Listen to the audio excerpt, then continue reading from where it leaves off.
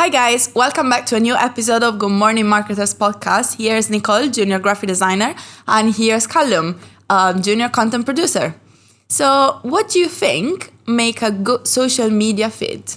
Well, I think first of all, you got to have a really strong brand, because when you look at a feed and it's all jumbled and everything's looking a bit kind of mismatchy, is that the word? Mismatching? Yeah, that's the word. Mismatching. Yeah, then, you kind of, it's hard to see what they do or, get any message across. So first of all, you got to have a strong brand, which has got good colours, got your logos and everything. All your posts together make a really nice looking feed. Yeah, so keeping the consistency within the brand. So I guess with all the clients that we work every day, that's what the main thing that we're trying to do, because you really want the viewers to be impressed, no? You want to open an Instagram page and you want to say, okay, that makes me want to follow the page. Yeah, definitely. So what are the things that will make you follow a page? If they're giving me engaging content to start with, but I think from a design perspective, that's got to be presented well. So if you've got a lot of copy on a post, then I'm not going to read that. Like if I see a post or a feed that's got loads and loads and loads of just text, I'm just like, I'm not going to follow that. Text graphics. You need to have some nice imagery that looks like clean and natural. For most clients, we find that works best. And then if they're posting valuable content for me, so if they're giving out tips or promoting a product that I like, but first of all, you need to actually find a way of showcasing that effectively. Yeah, I feel like for me, if I have to follow a page, it really needs to appeal and also needs to teach me something. Because why should I follow a business? Has to be, first of all, engaging, but also needs to be worth it. I don't know, nowadays, the following a page is really tricky. Like people are counting how many pages are following, how many accounts. So if you really want to stand out, what you want to do is really make your brand standing out. Like, why do you want to follow Pretty Little Thing? Why do you want to follow McDonald's? Because it's really engaging, something that you want to see all the time, as getting your attention. So I guess as a graphic designer perspective, I think that's what makes us, that's our job, to make everything standing out in a way that you get people's attention. Well, I think it's all about the audience as well, because we speak about who we'd follow, but obviously who we follow is not what like a 30, 40-year-old businessman might follow. And depending on the client, you need to think about, what are their objectives and who are we targeting here? Yeah. And then that kind of dictates your content from there. And then you kind of think about, what's the most important part of this design? Are we trying to get people to go to a landing page? Are we trying to get them to buy this product? Yeah, or really we just understand your audience and the purpose of your design. That's what something that people forget, that designers forget, but that's one of the main things that we need to remember, that when you're designing something, you actually need to think on the purpose of the design. Yeah. So if you're making a design for an e-commerce, you know that you're going to add a CTA, which is a call to action. So this call to action might be a button, might be an imagery that's going to get your attention, might be a specific text. Like, for example, I was making this graphic today and I was just promoting this freebie. So this word for free. So I know it sounds a bit silly to say, it's just copy. But if you highlight a small word, that's going to make the overall post. Because that for free, if you're going to make it into a box, if you're going to highlight it with another color or make it bold using typography and hierarchy, that's going to help you make the overall graphics as a journey. So you're looking at the graphic and you understand what the purpose of the graphic is. So either you have a title, a subtitle, really keep it simple. That's what I think social media posts should be, really simple, especially because nowadays I feel with all this new evolution of Gen Z, of course depends on your audience, but I feel like social media graphics are not text heavy anymore. No. It used to be really, really text heavy, so many information, which now I probably include in the caption. It's a hard balance though, because you want to be able to give value, and if you're just posting loads of pictures, it's hard to get value because not everyone looks at the caption. Because you think about on a phone, you only get the first line, and you have to press read more to actually see that. Yeah. So you need to have a real fine balance between showcasing the actual value and content on the graphic, but then also having a few posts where it's a bit less text heavy as well. So what's your favorite type of social media post? I'd probably say, well, you mentioned e-commerce posts and designing for that. I really enjoy that because it has a real purpose. Yeah. And you can you're going to have a picture of a product, you're going to have a CTA, you're going to have like information like price or something, and it's just about how you present that. And I think that's always when someone comes to me with that type of post, I always enjoy that because I know that there's so many different ways you can like showcase a product. As well as sales posts. I actually like doing sales posts, like 10% off, 20% off, because you can make it bold, you can make it graphic. That's really nice. I like also cutout elements. I feel it makes them a bit 3D, and if you're using a mockup, that's really nice. Like just really engaging. I feel there's really a lot of ways to present the same thing, but in different ways. But some ways can really be more exciting. I feel like sometimes brands tend to be minimal, but when it comes to social media design, I think we can push designs a bit more, because I feel like people, maybe on a website, they want to be more serious, but I feel on social media, you have to be a bit more playful in a way. So I feel that's what we do with our clients as well. Yeah, well, it depends on the client, because not all clients need to be playful, but that seems a bit more of a safe kind of general rule that you can be a bit more playful on socials. But I think when it comes to, what type of posts I enjoy personally, it is a personal preference per designer, really, isn't it? Yeah. Like I really enjoy any kind of like image manipulation, like taking like an asset and making it kind of like on brand.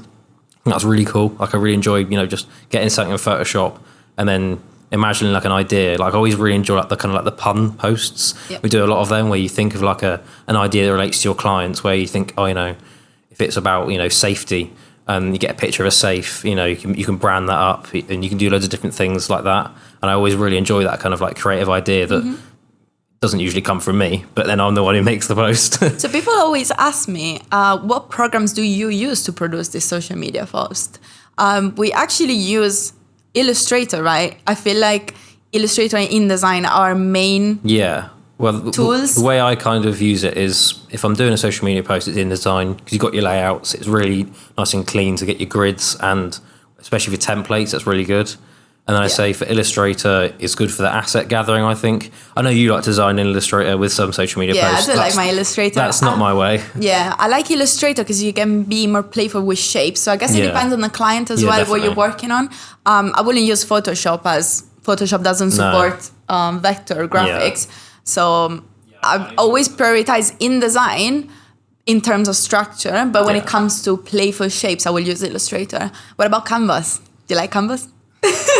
It's got its purpose, definitely. I think I only really use Canva when people want me to, because obviously the good part about Canva is it's accessible for anyone. Yeah. So if we need a bit of content that has to go to someone who's not a graphic designer, we can obviously design it in Canva, and they can take that away and kind of do something with it without it being, a design from scratch like it would be in Adobe. And obviously there's lots of good templates in Canva too, but I think when you spend so long using Adobe software, it becomes quite tricky to get back into kind of using Canva.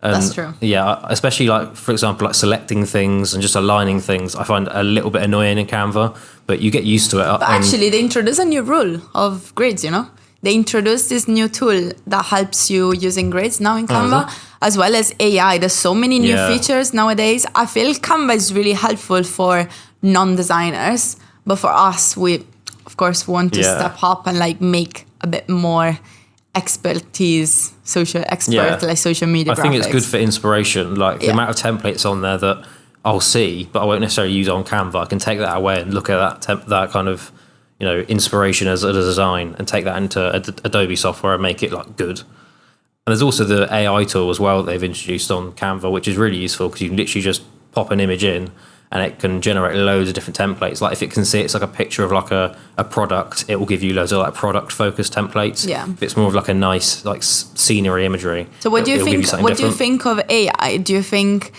is that a tool that's gonna replace designers, or is it a tool that's gonna help designers? I personally think it's gonna help us, because the more we advance with technology, the more we need to use this tool in our favor. So if we use AI, we can also create content. It's gonna save us so much time. We can generate new imagery. We can generate new even material to use as assets. So why not? But we're still using our job to put everything together. We use our expertise to actually make the layout and then just create graphics in 30 minutes instead of losing an hour. Yeah, I think AI is at a point at the moment where it's not quite up to the level of, a person creating a design. I think AI is kind of dangerous in terms of taking over roles in terms of more text-based things. Like copywriting. Copywriting, yeah. But when it comes to design, obviously, it's hard to get an AI to design with a purpose. And also, when it comes to like branding, it's really hard to make sure that everything goes on brand, because an AI might make a design that you go, oh, that's not how we use that. Whereas a designer, as a person, you know that. So AI isn't quite there at the point where I'm there going, oh, I'm going to lose my job. No, not really. So what kind of social media channel do you think is the best to design for? Because they all have different sizes to design for, and some work better than others. So what do you think is the best for a designer to work on? I think as the world is changing constantly and new platforms are coming out, such as TikTok. TikTok uses 16:9 dimensions. So like the ratio is really like a full screen width, which is something that on Instagram is still not quite seen. But since they introduced Reels, actually it's became really popular. Yeah. So I've noticed a lot of accounts, they switch their posts from a square to a portrait. But the portrait of Instagram is 3:4. How do you say? But 3x4. 3x4, that. 3x4. So the portrait of Instagram is 3x4.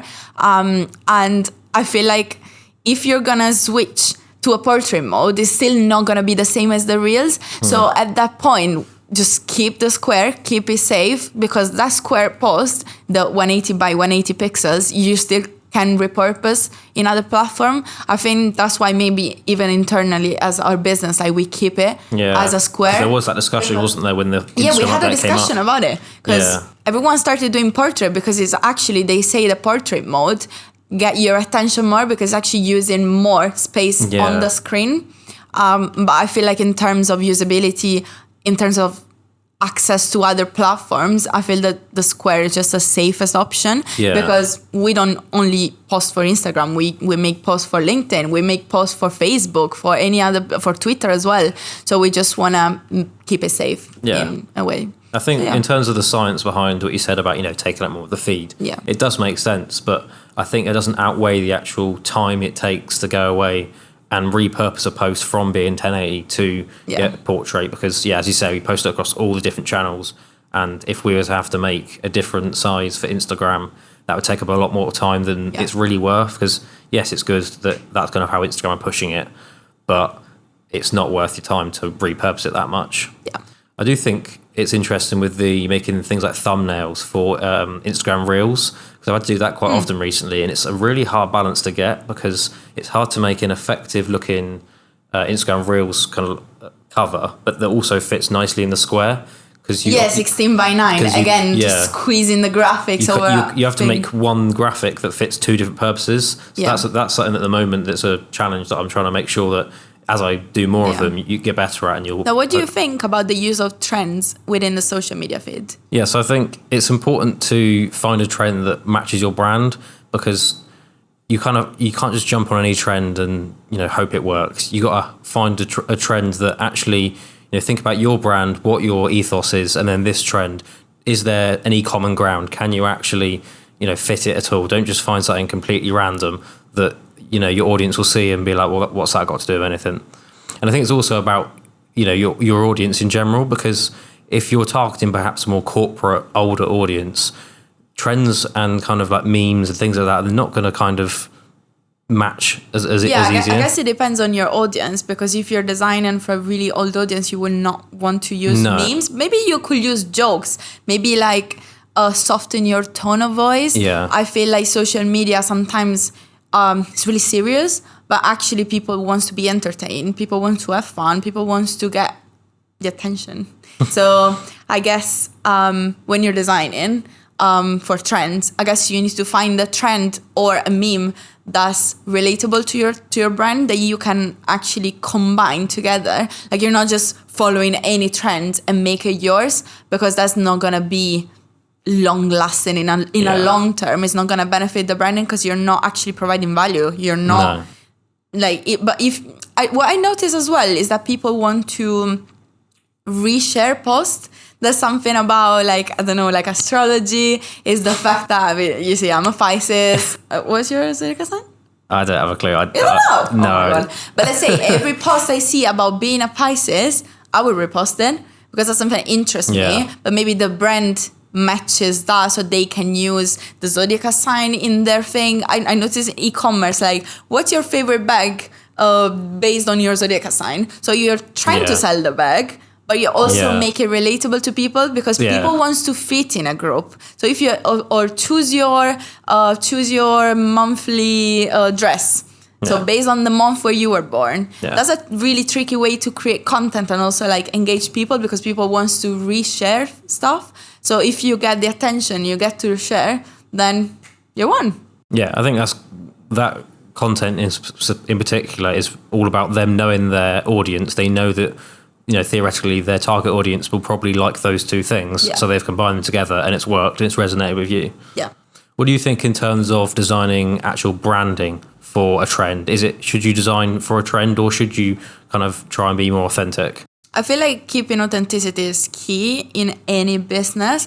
I feel like whatever you're designing, whether it's social media, whether it is a logo, branding, it has to be relatable to you. Yeah. And you need to keep it unique and true to your message. Because I feel like some brands will just go on Pinterest, some designers maybe will go on Pinterest, get the thing on trend in 2023 and then just create a new branding. I don't think that works long time because I used to design things based on trends and I realized that looking at those now I just think, oh yeah, that's old school. Yeah, exactly. Because no one likes it anymore. People wants to, like, I don't know, the McDonald's logo, the Google logo, that's an everlasting timeless logo because it works in any decade you're on. Yeah. Like, it's gonna work forever because it just works. So I guess when you're designing either social media or just a logo or whatever you're designing, I guess it's important to keep it true and simple. I feel like as well with social media graphics, sometimes we over design. We tend to add new elements, add new graphics because we feel it's not enough. But sometimes what works best is the most simple, literally less is more. Yeah, I think if you end up making a brand based on a trend, it's only going to end up in you having to change it in like a year or so because the trend will evolve, that will come out of fashion. So you'll then basically end up spending time and money making this new brand when if you kind of to start with make a brand that's true to yourself and you think is going to be everlasting, then you're saving yourself a lot of time and money in the long run. And I think that's definitely something that any brand should try and do. Yeah. Okay, so thank you for today. Thank you for your time. This was really helpful. And thank you for listening, guys. Make sure you follow us on our social media and see you on the next episode.